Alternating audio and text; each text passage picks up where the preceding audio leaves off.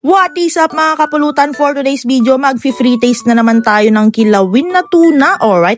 Una sa lahat, first of all, nagpunta tayo dito kay Tuna King by Master R. Jim located sa Paringaw, Bawang, La Union. Kikrave kasi ako ng kilawin na tuna, pampulutan ko mamaya. Tinatamad akong gumawa, buti na lang meron nagawa si Master R. Jim. Pero bago tayo bumili, syempre makiki-free taste muna tayo kung masarap ba yung timpla niya. Yung free taste ko parang kasya na isang boteng gin ah. Charot! Pag dito kayo bumili, siguradong fresh na fresh ang isda at masarap pa yung pagkakatimpla. May kick ng asim at anghang tapos hindi pa malansa. Talaga namang napakasolid tong pulutanin o kaya ulamin. Pero hindi lang kilawin ang meron sila dito mga kapulutan. Meron din silang tuna adobo. Meron din ang tinatawag nilang tuna ata-ata or tuna poke. At syempre hindi mawawala ang kilawin at sashimi. Alright.